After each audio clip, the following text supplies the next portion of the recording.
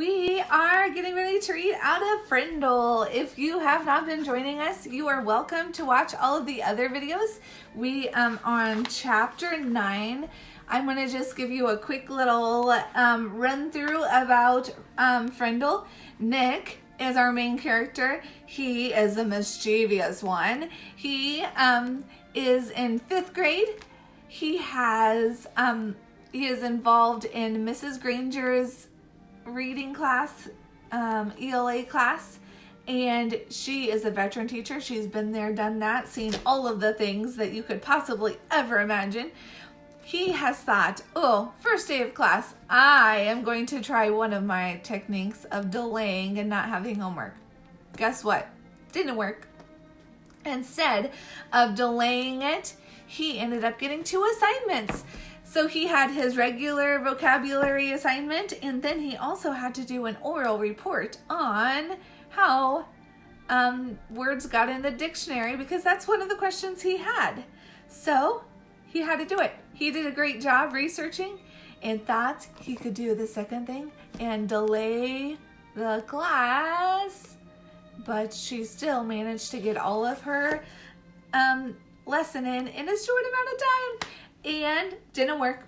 So on his way home from school that day, he thought about what she had to say. That what makes a word a word? Well, that's Nicholas. That's how you come into part. Dog means dog because that's what you say it means. So he thought, oh, I'm going to come up with a word. So he came up with a word. He said that the word Frindle is for this. A Frindle is a pin. So he had all of his friends go to the general store, just a store, and ask for a Frindle. And he also did it.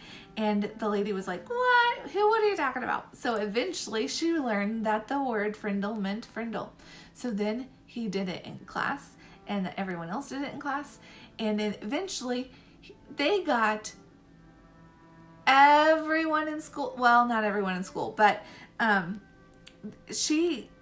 Granger got so upset about it that, she told Nick to kind of knock it off, to stop making a production about it, and he said, no, I'm not going to, basically.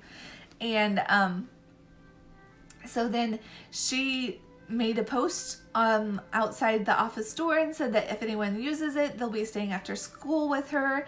And at first it was 50 kids, and then it was like 200 kids, and it was like a big deal. The school board was involved, the superintendent was involved, and then the principal went to Nick's house. Oh boy. Can you imagine what would happen if the principal came to your house?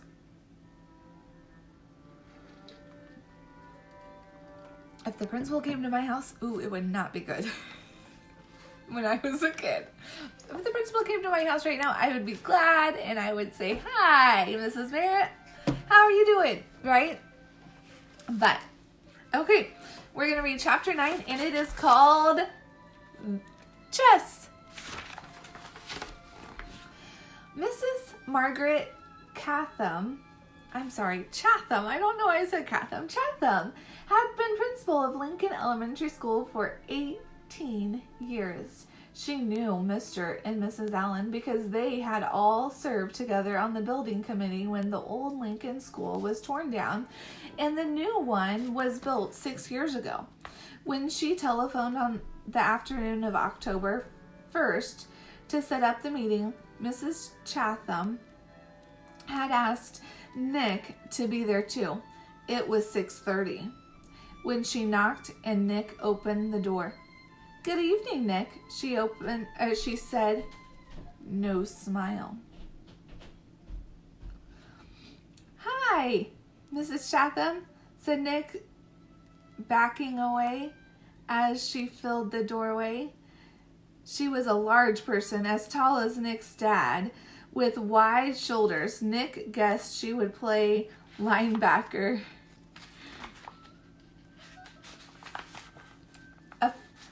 On a football team, because that's what his dad had played in college.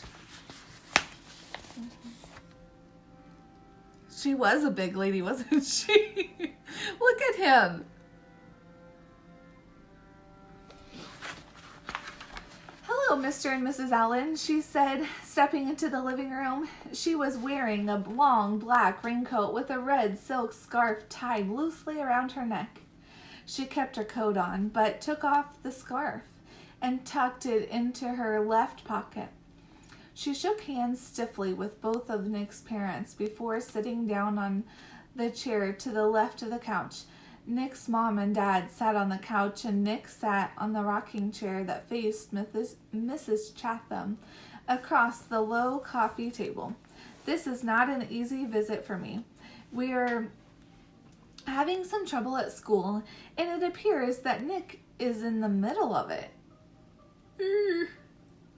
Then, while Nick's parents listened, Mrs. Chatham laid out the story as she saw it.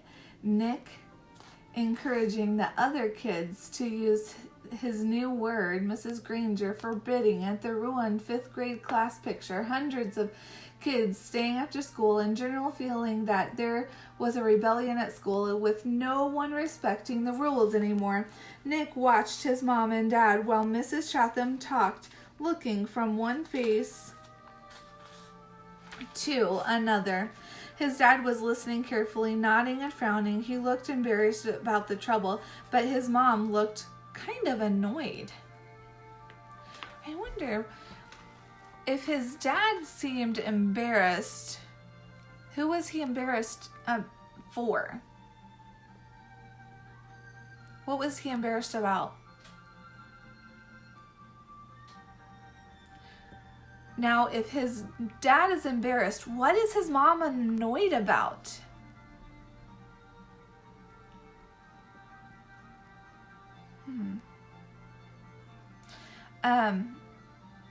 If Keaton and Hadley would do something, I probably would be embarrassed that they've done it.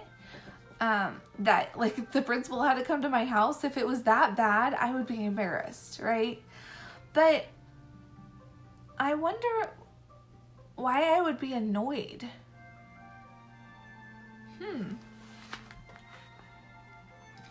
And when Mrs. Chatham finished her story, Nick's mom was the first one to speak. But doesn't all of this seem like a lot of fuss about something pretty silly? Nick sat quietly, but in his mind, he shouted, "Hurrah for Mom! Hurrah for mothers everywhere!" His mom wasn't annoyed with him. She was annoyed with Mrs. Granger, maybe even annoyed with Mrs. Chatham. This was getting interesting. Mrs. Allen was still talking to the principal. I mean, is there really any harm in the children making up a funny word and saying it? Does there have to be a rule that a word like this may not be used? Mrs. Chatham sighed and said, "Yes, I suppose it does seem silly, but Mrs. Granger thinks that it's rather like keeping children from saying ain't. There have to be standards. That's why we have dictionaries, and really, the problem isn't so much the word itself, it's the lack of respect for authority." Mr. Allen said, "Mrs. Granger's right about that. There have to be some standards. We can't have kids walking around saying ain't, can we?" And that's when Nick piped in. "You know that big dictionary in Mrs. Granger's room? The word ain't is right there in the book. I looked it up and there it was. I don't see why I can't use a word if it's in the dictionary. Mrs. Granger even said that her big dictionary was the law." Nick looked from face to face to face. That stumped them all. He had just launched a first-class thought grenade. What's a grenade? I've heard of that word before. Have you heard of that word before? whenever I've heard of that word, I've heard of it like in a military setting. A grenade is like a round metal piece, like it looks like a circular. Don't. If you are military based, do not judge me. Okay, so it looks like an egg kind of, and you pull a pin out and it like explodes, right? So if it's a thought grenade, they've like, everyone is now thinking, right? Right? Okay. Well, yes. But, well, as I said, the word ain't, even the word Frindle, these aren't the real issue here, said Mrs. Chatham. She's like confused, isn't she? She's like, I don't know where to go from here. Oh my gracious. Mrs. Allen said, well, I think the real issue is Mrs. Granger's reaction to a harmless little experiment with the language. And it's an overreaction. Don't you think so, Tom? And Mrs. Allen looked at her husband. Now, Mom and Dad are kind of like, eh. It was Mr. Allen's turn to look from face to face to face.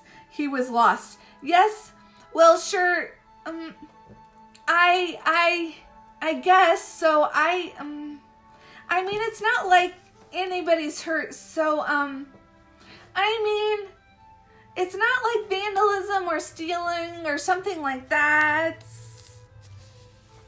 His sentence trailed off, and he rubbed his chin, and I stared thoughtfully through the window on the wall behind Mrs. Chatham. And while the three grown-ups sat there in an uncomfortable moment of silence, Nick had a sudden vision of what was really going on here. It was a chess game. Nick against Mrs. Granger, and Mrs. Granger had just tried to end the game by using her queen. But Mrs. Chatham, in her black raincoat, the Black Queen. Nick didn't know it until the attack was underway, but he had a powerful defender of his own. Good old Mom, the White Queen, and the game was not over.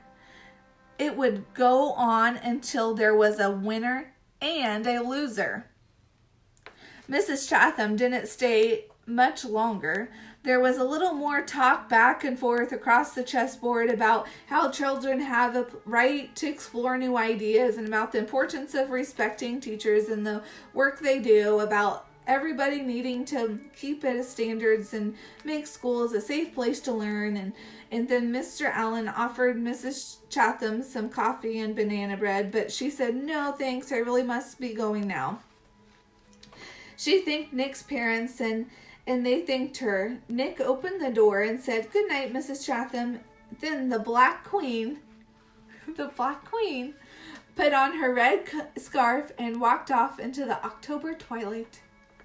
Nick, I think we'd better talk a little more about this, said his mom, sitting back down on the couch.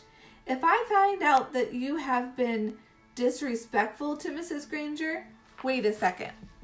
I thought his mom was on his side. Didn't you? Now she's like coming back to him. Let's see what happens. Nick, if I find out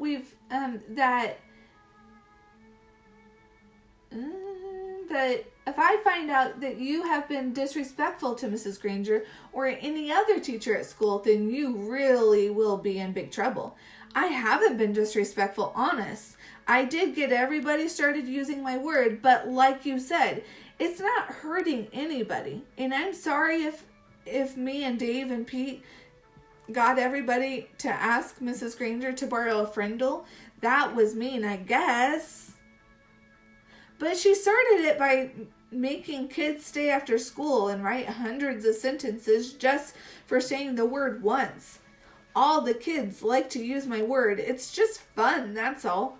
Well, said Nick's dad, if it gets everyone upset and makes the principal come talk to your mother and me, then it must not be fun for everybody, is it? And I think you should just tell all your friends to knock it off right now. I mean, tomorrow. Nick shook his head. I can't, Dad. It won't work. It's a real word now. It used to be just mine, but not anymore. If I knew how to stop it, I think I probably would, but I can't. And Nick looked at both of their faces to see if the idea was sinking in. It was. Like I said, I won't be disrespectful, but I do like my word. And I guess now we're just going to have to see what happens. And the chessmen, Nick's king and queen, had to agree. The game would go on. That is all for today. Our next, what would you do? I want you to think about that. Okay, so you have started a new word. It has caused all of this drama. He has really thought about this. I would have never, ever thought about all of these things. So now he's thought thoroughly about this. He's got his principal at his door. He's got his mom and his dad involved. And at first his dad wasn't on his side. His mom was on his side. But now his mom and dad are both on his side. So what would you do next? Would you go tell your friends, knock it off, we're not going to do it anymore? Or do you agree with Nick? Do you agree with Nick? Is this a for sure word now? Tell me what you think below. Man, until next time, the next chapter is called Freedom of the Press. So tomorrow we will be reading chapter 10, Freedom of the Press. Thank you for joining me. I hope you have a wonderful day.